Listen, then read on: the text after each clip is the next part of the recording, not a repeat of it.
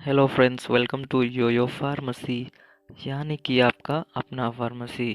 Friends, आज के इस वीडियो में हम लोग डायबिटीज़ के बारे में जानेंगे। तो चलिए स्टार्ट करते हैं। डायबिटीज़ आज के डेट में सबसे ज़्यादा एक पाए जाने वाला डिजॉर्डर में से एक है। डायबिटीज़ एक ऐसा मेटाबॉलिक डिजॉर्डर है जिसमें आपकी बॉडी आपके ब्लड में प्रेजेंट ग्लूकोज को पूरी तरह से यूज़ नहीं कर पाती। ग्लूकोज का पूरी तरह से यूज़ न कर पाने के पीछे मेन रीज़न दो है। या तो ग्लूकोज का यूज़ करने के लिए या उसे करवाने के लिए जो रिस्पॉन्सिबल हार्मोन्स है जैसे इंसुलिन, इनका सफिशिएंट अमाउंट में सिक्रेशन नहीं होता। इंसुलिन का सिक्रेशन पेनक्रियास की बीटा सेल से होता है।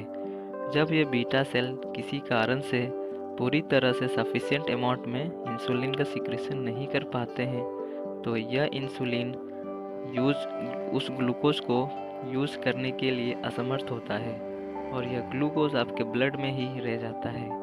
यानी कि ब्लड में प्रेजेंट ग्लूकोज का सेल के द्वारा यूज़ ना हो पाना और इससे बचे हुए ग्लूकोज का ब्लड में ही प्रेजेंट रहना एक डायबिटीज़ का स्टार्टिंग कारण है। दूसरा रीज़न यह है कि अगर किसी भी रीज़न से हमारे इंसुलिन का अमाउंट पर्याप्त हो बट उस इंसुलिन का सेल में पाए जाने वाले इंसुलिन रिसेप्टर से बाइंड ना हो पाना और बाइंड ना हो पाने की वजह से इंसुलिन रिसेप्टर का ओपन ना होना और उस रिसेप्टर का ओपन ना होने की वजह से ब्लड में प्रेजेंट ग्लूकोज का सेल के बाहर से सेल के अंदर ना आ पाना, यह एक मेन रीज़न है। यानी डायबिटीज़ के दो प्रकार हैं। डायबिटीज़ को मेनली दो टाइप में डिवाइड किया गया है। पहला है टाइप 1, जिसे हम इंसुलिन डिपेंडेंट भी कहते हैं। बेसिकली ये बहुत कम अमाउंट में पाया जाने वाला टाइप है डायबिटीज़ का। कम लोगों को ही ये डायबिटीज़ होती है। और दूसरा है टाइप 2 डायबिटीज़, यानी कि non insulin dependent.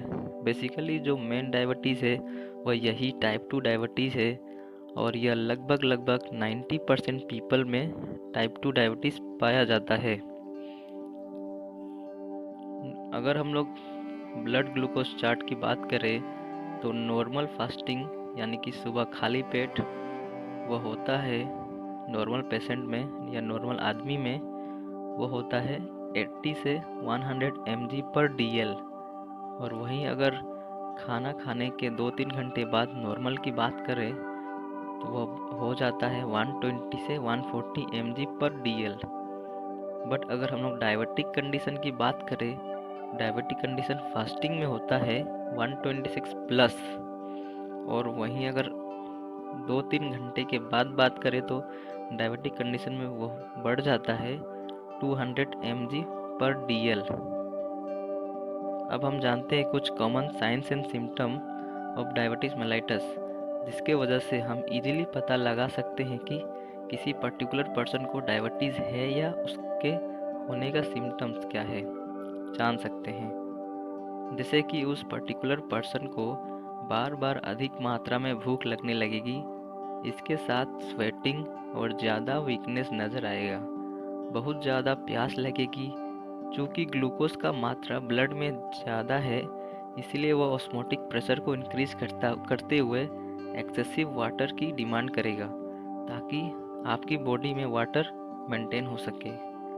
Excessive urination होगा, बार बार पेशाब लगेगा, इसके साथ पेशाब में चींटी लग सकती है या इसके साथ ब्लर विजन, देखने में धुंधलापन लगेगा, फैटिक थकावट लगने लगेगी और अगर कहीं छोटा घाव होता है तो उसको रिकवर या ठीक होने में काफ़ी समय लगेगा।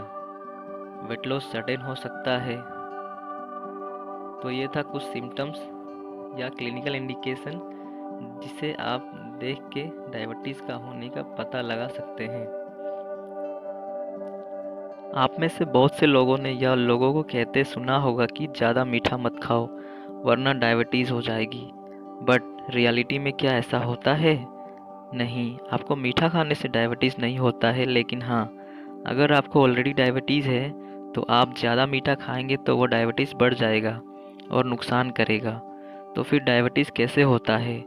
जब भी हम लोग कुछ खाना खाते हैं तो वह खाना हम लोग के पेट में पहुंचता है और पेट में पहुंचने के बाद उससे ग्लूकोज का अब्जॉर्प्शन बॉडी के अंदर हो जाता है और यह ग्लूकोज का अब्जॉर्प्शन होने की वजह से ब्लड के अंदर ग्लूकोज का लेवल बढ़ जाता है।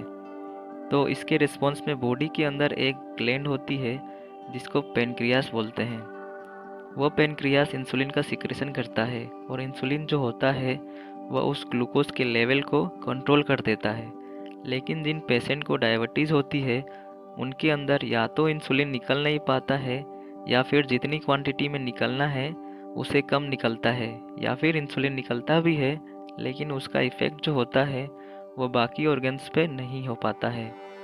तो ऐसे कंडीशंस में आपको डायबिटीज़ बन जाती है और इंसुलिन का इफ़ेक्ट जब नहीं होता है तब आपका ब्लड शुगर लेवल बहुत ज़्यादा बढ़ जाता है। तो इसके लिए डॉक्टर आपको पहले कुछ गोली दवाई देते हैं जिससे कि आपकी बॉडी का पेनक्रियास से इंसुलिन का सिक्रेशन बढ़ जाए। लेकिन अगर गोली दवाई लेने के बाद भी आपकी इंसुलिन का लेवल नहीं बढ़ता है और शुगर का लेवल प्रॉपरली कंट्रोल नहीं होता है तो फिर डॉक्टर आपको इंजेक्टेबल इंसुलिन की प्रिपरेशन दे देता है और बोलता है कि आपको खाने के पहले या खाने के बाद शेड्यूल के अकॉर्डिंग आपको इंसुलिन लेना है। तो इस तरह से डायबिटीज़ होता है। आशा करता हूँ कि आपको यह वीडियो पसंद आई होगी। धन्यवाद।